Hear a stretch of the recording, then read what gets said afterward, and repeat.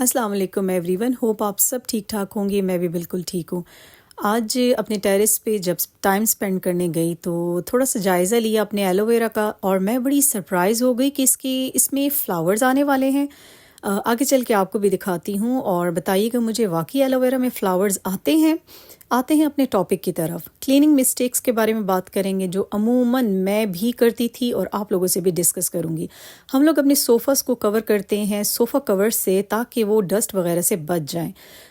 असल में ऐसा नहीं होता। ये सोफ़ा कवर सिर्फ स्टेन्स वगैरह को रोकते हैं, डस्ट को नहीं रोक सकते। जैसे मेरे कवर पे देखें, बच्चों ने ग्लू स्टिक का स्टेन लगाया हुआ है, और मेरे अक्सर कवर्स ऐसे ही ख़राब हुए हैं, कभी बच्चों के पेंट वगैरह से, क्योंकि आर्ट एंड क्राफ्ट का काम करते रहते हैं तो मुख्तलिफ स्टेन्स लगते रहते हैं। अच्छा, हमारे जहन में यही होता है कि डस्ट हम ऊपर ऊपर से झाड़ लेंगे तो हमारा सोफ़ा क्लीन हो जाएगा। मैं भी यही करती थी, लेकिन ऐसा नहीं होता। हमारी हेल्पर्स भी ऐसे ही करती हैं, ऊपर ऊपर से झाड़ लिया कवर और सोफ़ा हमारा क्लीन हो गया। ऐसा बिल्कुल नहीं होता। आपको पता है, डस्ट ऐसी चीज़ है कि आप अपनी वार्डरोब से अंदाज़ा लगा लें। ऐसी वार्डरोब जिसको आप यूज़ नहीं करते, लॉक लगाए रखते हैं, लेकिन जब आप उसको खोलते हैं, आफ्टर 10 डेज़ उसको खोल के देखें तो उसके अंदर भी डस्ट आई हुई होती है। तो ये डस्ट ऐसी चीज़ है कि हर चीज़ में घुसती है ये। तो सोफ़ा कवर सिर्फ स्टेन्स वगैरह बचाने के लिए होते हैं, डस्ट रोकने के लिए नहीं होते। मैं वंस इन अ वीक क्या करती हूँ, अच्छी तरह इन कवर्स को वॉश करती हूँ और नीचे जो सोफ़ाज़ होते हैं उनको झाड़ के फिर होममेड क्लीनर से इनको मैं क्लीन करती हूँ।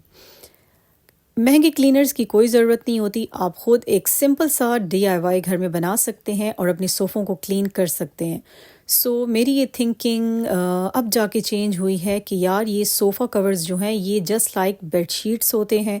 जैसे बेडशीट हमें चेंज करनी होती है 2 दिन बाद, 3 दिन बाद या हफ़्ते में एक दफ़ा, तो इनको भी इसी तरह वॉश करना चाहिए, चेंज करना चाहिए, क्योंकि ये सिर्फ स्टेन्स को कंट्रोल करते हैं, डस्ट को नहीं। तो ये एक बहुत बड़ी क्लीनिंग मिस्टेक होती है जो हम ख़वातीन करती रहती हैं। तो मेरा तो ये सिंपल DIY है, वही सिरका, लिक्विड डिश वॉश एंड मीठा सोडा जो घर में इस्तेमाल होता है। अच्छा, मीठा सोडा बहुत ही कमाल की चीज़ है। मैंने पहले भी आपको बताया था कि मैं एक बॉटल में डाल के इसको फ्रिज में भी रखती हूँ, ढक्कन बॉटल का हटा के। तो फ्रिज में जितना भी ऑर्डर होता है ये उसको भी अपने अंदर एब्जॉर्ब कर लेता है। आपके फ्रिज में किसी किस्म की स्मेल नहीं आती। तो क्लीनिंग के लिए भी बहुत बेहतरीन है। जब सिरके के साथ इसको मिलाते हैं तो ज़बरदस्त DIY हमारा रेडी हो जाता है, और इससे आराम से करें क्लीनिंग आप मिरर्स की, टेबल्स की, अपने सोफ़ास की। बेहतरीन। मैं तो यही रिकमेंड करूँगी है। जो हमारे एक्सपेंसिव क्लीनर्स होते हैं उन पे बिल्कुल भी आपको पैसा लगाने की कोई ज़रूरत नहीं है। यकीन नहीं आता तो आप लोग ख़ुद ट्राई करके देख लें, आप लोग रिलैक्स हो जाएंगे और आपका मनी भी सेव होगा। तो ये थी हमारी क्लीनिंग मिस्टेक नंबर 1। अब बात करती हूँ क्लीनिंग मिस्टेक नंबर 2। अपने एक्सपीरियंस आपसे शेयर करूँगी, क्योंकि मैं वही टिप्स, हैक्स और मिस्टेक्स शेयर करती हूँ जो मुझसे हुई हुई हैं या जिन पे मेरा ट्रस्ट होता है। तो ये एक सेंटर पीस था मेरे पास, ऑफ वाइट कलर का था। मुझे भी बहुत शौक़ था इस टाइप का लेने का, लेकिन वो इस्तेमाल नहीं हो सका।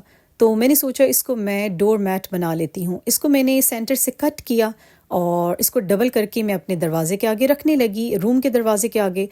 इसके साइड इफ़ेक्ट क्या हैं? एक तो कभी भी ऑफ वाइट और वाइट कलर में फुट मैट मत बनाइएगा या लीजिएगा, और इस टफ में तो कभी भी मत लीजिएगा। ये क्लीन नहीं होता, इसमें से रेत मट्टी नहीं निकलती, और बल्कि ये अपने अंदर कंट्रोल करता रहता है रेत मट्टी को, और साथ साथ रूम में मट्टी आती रहती है। ये मेरी क्लीनिंग मिस्टेक नंबर 2 थी, जो कि बहुत ही पछतावा है मुझे इस पे। अच्छा, डस्ट पैन्स कितने ज़रूरी हैं हर घर के लिए। हम कितना ही कचरा इससे उठाते हैं, लेकिन आज मैं सरप्राइज़ हो गई कि मेरे डस्ट पैन का ये हाल है।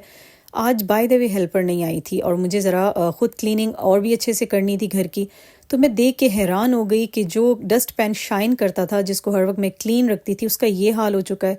यार, ये चीज़ें जब अच्छे से क्लीन नहीं होंगी तो क्या फ़ायदा, कहाँ से बैक्टीरिया या जरासीम को हम स्टॉप कर पाएंगे। इन चीज़ों की क्लीनिंग बहुत ज़्यादा ज़रूरी है। अभी मैं इसको अच्छी तरह डिटर्जेंट से वॉश करूँगी।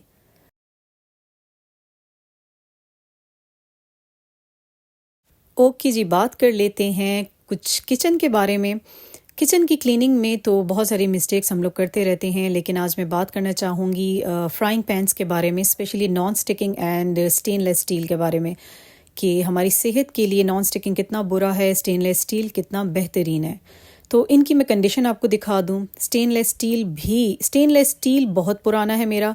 ये मैंने जो लिया है नॉन स्टिकिंग का, इसको 1 ईयर हुआ है, लेकिन आप इसकी कंडीशन देख सकते हैं। इसके चारों तरफ चिकनाई जम चुकी है, जिसको मैं स्क्रैच भी या स्क्रैप भी नहीं कर सकती। इसकी बैक का भी बहुत बुरा हाल है।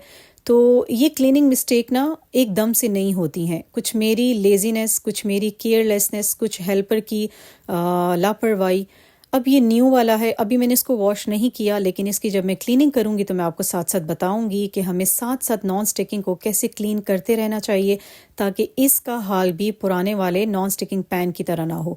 इसके भी चारों तरफ चिकनाई जमने लगी है, इसका भी नीचे से बेस ख़राब होने लग गया है। नॉन स्टिकिंग की ये बहुत बड़ी प्रॉब्लम होती है। ये तो हो चुका ख़राब, इसको तो मैंने करना है एक्सपायर, लेकिन मैं आपको बता रही हूँ कि मेरी ये मिस्टेक कि उसी बर्तन में फिर हम कुक भी करते रहते हैं।